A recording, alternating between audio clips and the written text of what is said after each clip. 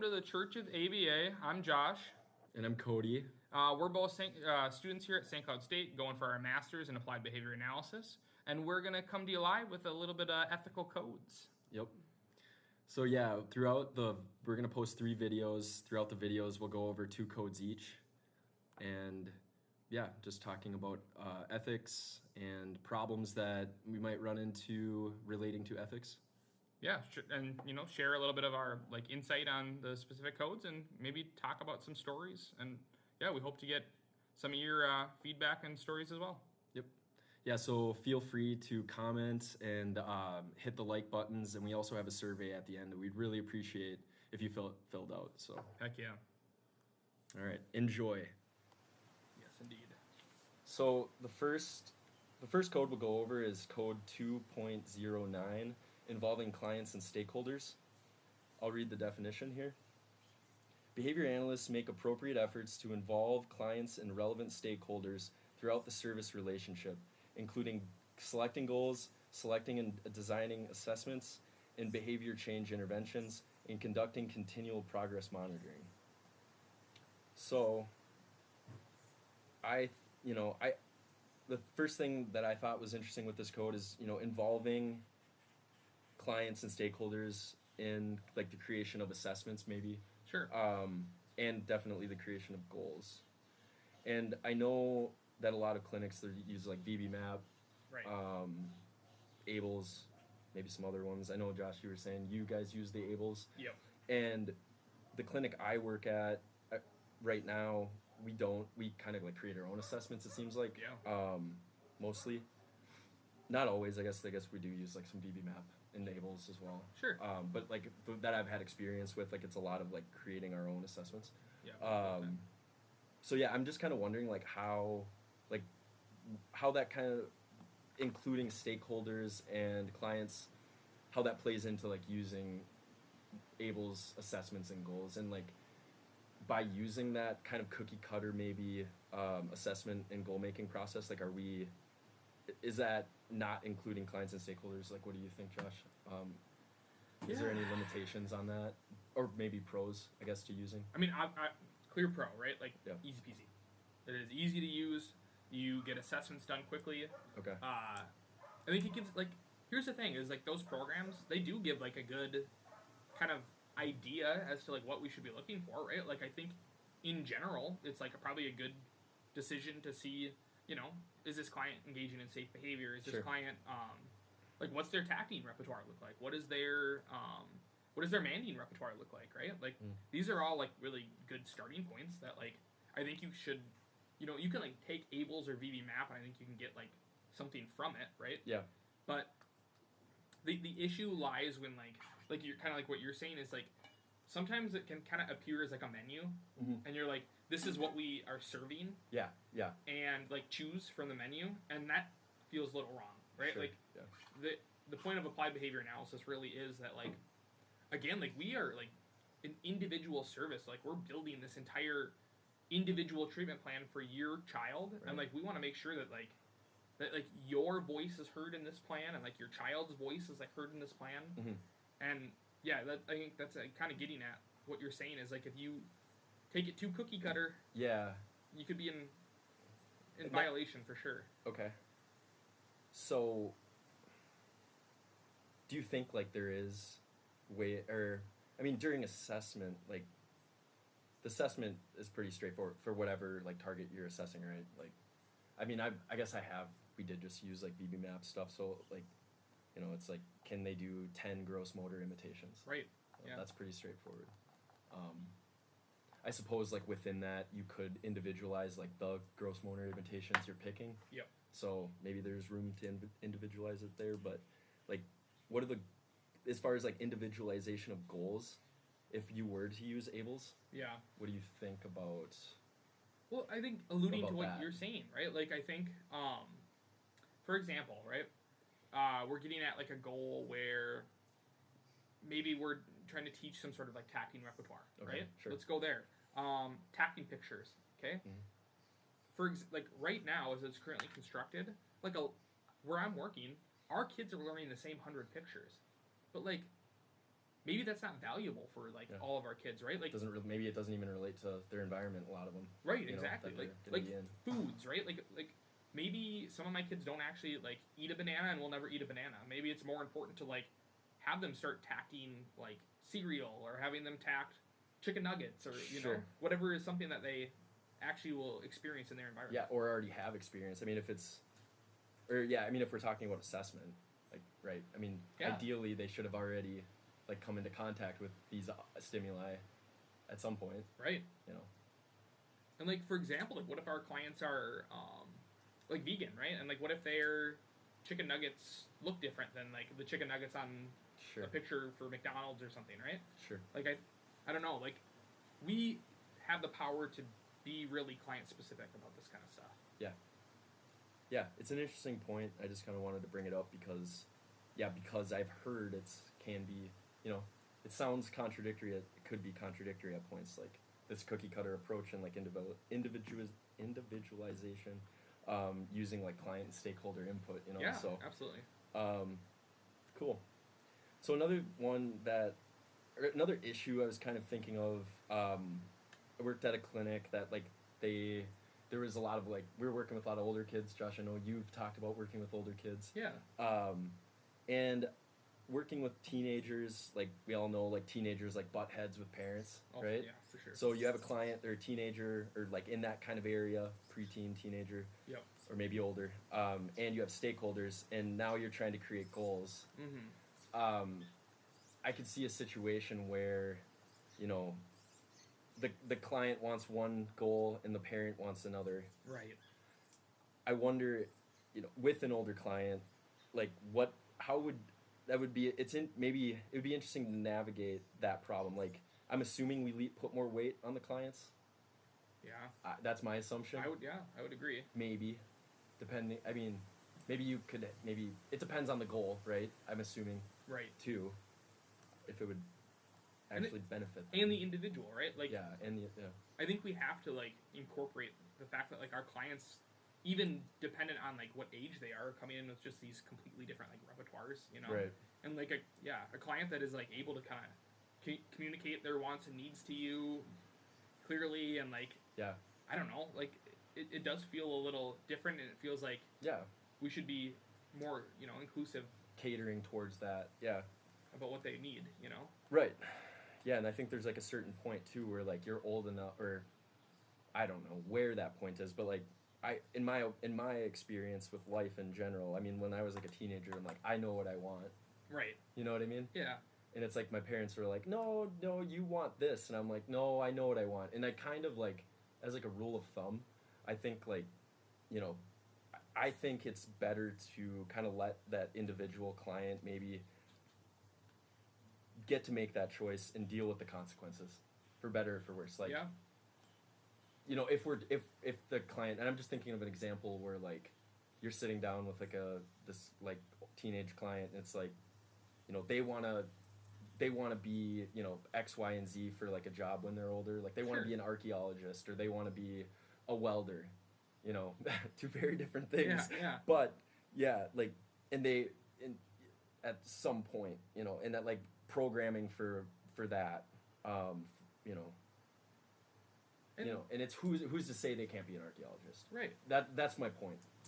You know, and who's like honestly though, like who's to say too though that like in this scenario can we, you know, find a happy medium where like maybe there is a skill set that like both an archaeologist would need, right? Yeah. And maybe like behaviorally can be programmed for like these smaller objectives, right? Like, right. that can meet the requirements of, you know, what we're trying to get done, but also too with like that bigger end goal in mind of that what the client might want versus the parents. Like they might be like, no, dude, like you have to go to college. You have to go to college. Right. You know, it's like I could see that being like a kind of a crazy dynamic. Sorry, I kind of cut you off. No, it's fine. I think like what you're saying is right. Like we have to program both for what the client wants, but hopefully we could sneak some way in there where like maybe again like there's these like middle grounds where like the parents, you know, what the parents are looking for is their kid to go to college. Yeah. Right. Yep. And like maybe what this client is looking for is to like be a famous YouTuber. Okay? Yeah. Oh yeah, that's even better. Yeah. Right. Like what if is there a way that like there are skills that like would be required for both? Mm-hmm. Right. Like so maybe like let's start with organization? Can you like make a calendar, right? Yeah. Can Yeah. we follow a schedule and like start there, and that we're building skills towards Mhm. both what the client is looking to do and what the parents are wanting their child to do. Yeah, that's really good. And sitting them down, obviously, and having them all there. Yeah, that's great. Okay, cool. Another thing we talked about that might be interesting, as far as involving clients. Um, young, maybe very young clients, or just nonverbal clients, or both. Um, including them in like how to know, how to include them if they're nonverbal. Yeah. I know we talked a little bit about assent in class, um, which is basically like them, instead of consent, it's like they're them saying, it's like the client consenting. From Yeah. what I've taken, Yeah. Essentially. Yep. basically. We're trying to get client buy-in, right? Buy-in, yeah, and I think it's more of like a fluid thing, like happening like during the treatment. But that was my take on it. At Yeah. least. No, for sure. Yeah. It's like it can happen all the time. Yeah. Yes. I think, You continuously are wanting some level of assent, right? Yeah. We are continuously wanting that client buy-in Mhm. for different, and even like it can even be like program Sure. program to program thing that Sure. we're getting that assent.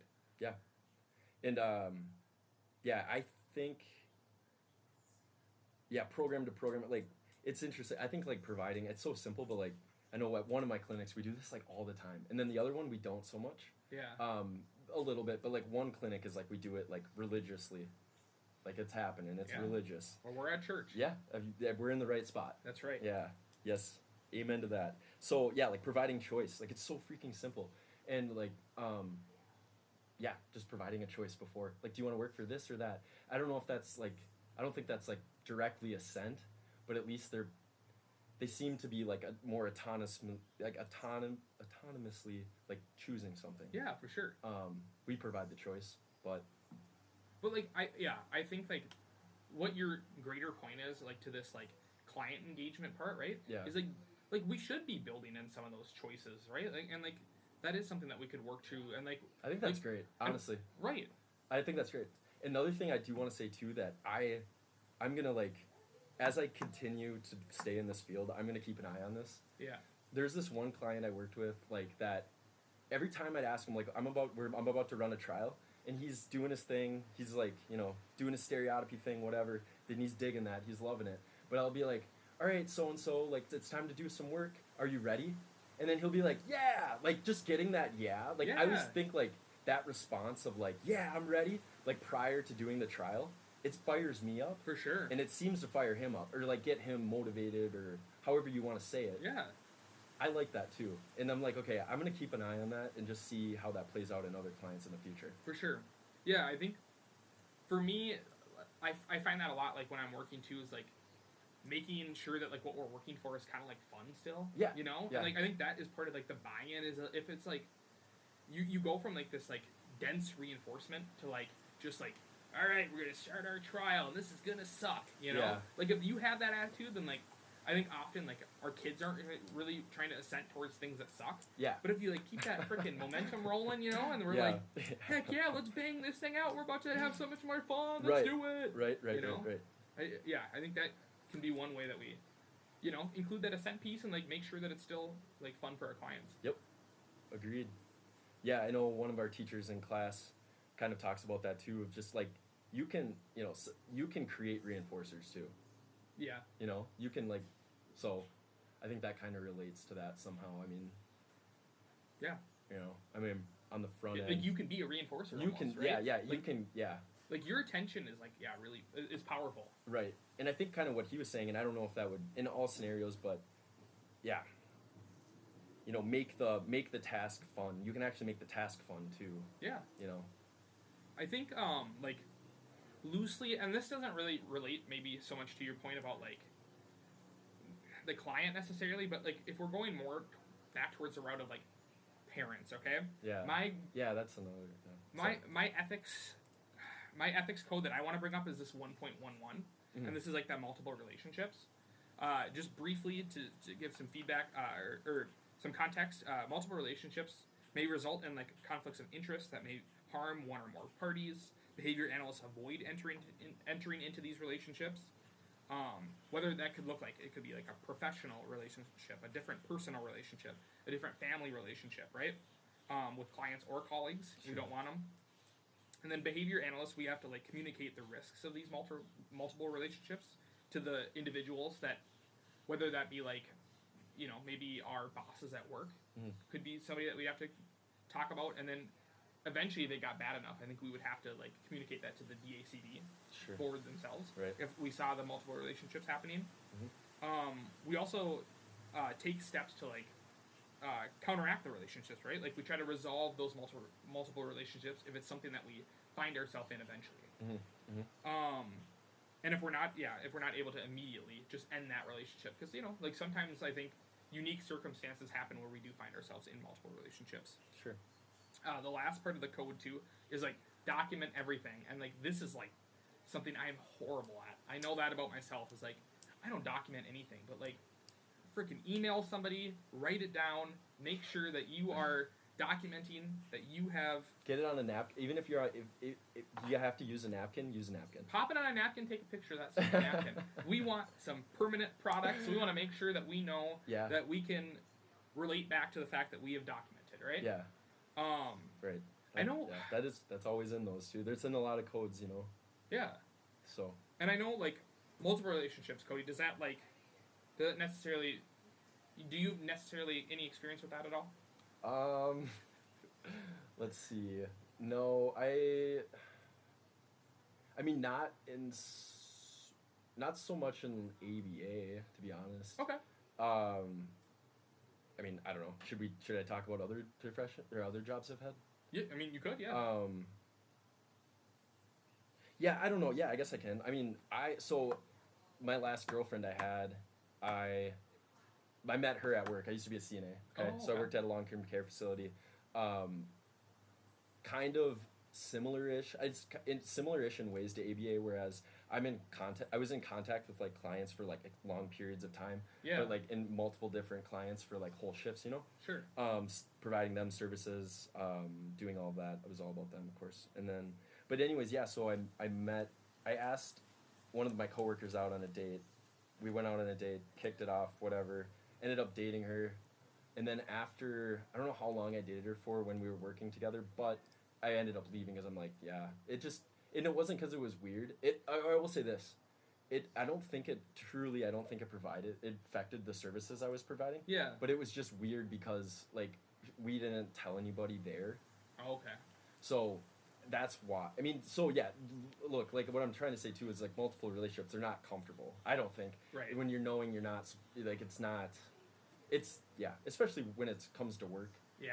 Because the thing about work too is like it's supposed to be all about the job, and if you do have a history with this person outside of it, and there's other components going on, you have to like leave that at the door, and it's like you can do that, I think, but it's easier to not have to do that. Sure. Yeah. In my opinion. Yeah. So easier to just like never go there in the first place, right? Right. If you have like those kind of like those hard boundaries set right away. Yeah.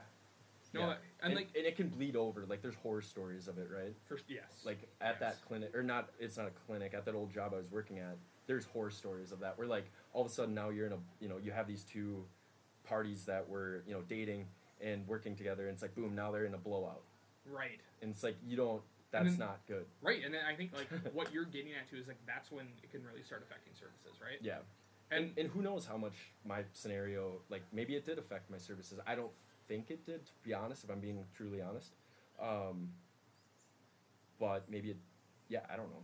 Yeah, but like honestly, like I think it's like interesting to explore if you were to like, look at that in an ABA lens, right? And like maybe that is your girlfriend, somebody that you're working with, right? Right. And like, what if she is doing a poor job, right? Like maybe she's not doing very well, but maybe it would be more difficult to talk to her about her performance if you're dating her, right? And okay, fair. I think that's an extremely good point.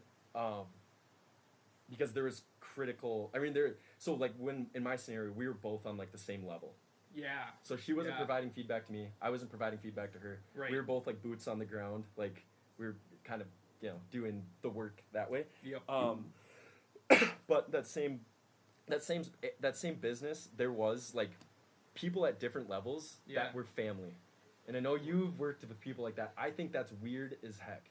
Like, Yes. honest to God, Yes. working in scenarios like that, like, as somebody, as an employee, it's like you lose confidence in the fact that, like, the way the business is being ran is, like, objective. Like, is so-and-so getting away with this just Yes. because their mom is, or their aunt is, like, the tier 1, like, 100%. decision maker or whatever. And it's that sketchy. Yeah. It's actually sketchy. I think it's sketchy. And I totally yeah, I'm glad you brought that up and like to segue, but like again, I've worked at places where like everybody is like from like the ownership we're either like friends or family. I've worked at places where like for example, we've had clients that have come in that have been related to the management, right? And like Yeah. managers, for example, like That maybe yeah. they schedule preferred staff with their Mhm. sibling, right? Yeah. Like that is like oof, right? Yeah. And like And where does that go from there? right, Maybe it doesn't end there. for real. You know what I mean? Like, that could be, if they're doing that, what else are they do? Who else is getting better treatment because of that? Absolutely. Or what else is being done? Like, And if I don't you know. if There's you a are reason that's in place, dude, for sure. yes, if you're picking out like preferred staff that only can work with your sibling, we know like we've hit a multiple relationships problem, right? Yeah. Like that's not okay. Yeah. That's messed up. And Yep. and again, I think like it comes back to that like objectivity. I think like it's easy to like look at like multiple relationships in that way of what you're talking about, where it's like like a sexual relationship or like Yeah. it's some sort of like significant other, but like there's a million different ways that you can take that, right? Mm-hmm, mm-hmm. Like kind of going back to that like thing I talked about last podcast, right? Is with the gift giving, like that could turn into a multiple relationship, right? If we're like turning into friends, right? Like and we're giving each other gifts and like I'm coming to your family barbecues and Right. like that could skew services, right? Right. All of a sudden I may be less likely to actually give you like high quality services because like I know you're my pal anyway, right? Yeah. And I think you lose objectivity Mm. when you have a multiple relationship. Yeah. That's a really good point. Like, to become more lax because, right? You just And it could happen, right? Mhm. Like I think it's easy to see a scenario where that could happen. Yeah. And I know I kind of said this in the last podcast we talked about too, but like just working in, I just could see so much working in that home environment with that person like all the time. Like I feel like that is such an environment that could blur lines as far as, Absolutely. because most of the time in my life at least, it's like people who only come over are my friends. Right. You know. No, that's a really good point. Like, it like opens up the door for like potentially more, right? Yeah. Like what if like if we start maybe community outing, right? And Right. like maybe that's like one place that we do services, right? Sure. But like what if that turns into like, hey, can we go there again, right? And like maybe this time we're not bringing our client Jimmy. Yeah, and see, it's that's a big. So then, yeah, I feel like that could even be further down the chain, and maybe it does become a slippery slope. Like I know, working with I worked a lot in people's homes too as a CNA, and like having them do like I would get asked a lot to do things that I wasn't supposed to do, Right. like shoveling the sidewalk. right. And I think, like I said, like being in somebody's home, joking around with them, like there's even a fine line, with, like joking kind of behavior too. Of course, yeah. Like you have to be careful because like I don't know.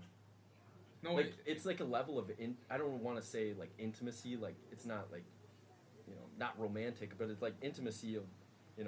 that But- you can cross. Where it's like I feel comfortable enough to be like making fun of this and that, and it's like yeah you're laughing, that's cool, but it's like I think it's easy to become laxed off of your perhaps off your procedures in an ABA context. Absolutely. But I know in like a CNA context, like yeah.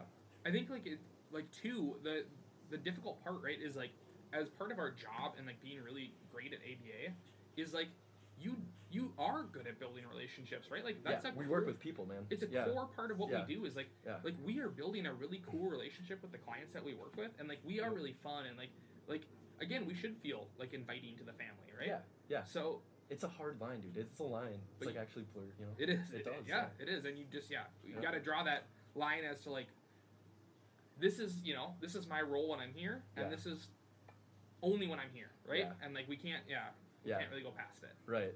It comes, yeah. It always comes back to, like, you know, just why, like you said, why you're here. You know, the church. You know, remember. You know, Absolutely. That's what it is, dude. Like, yeah. I don't know. Any other final ideas before we?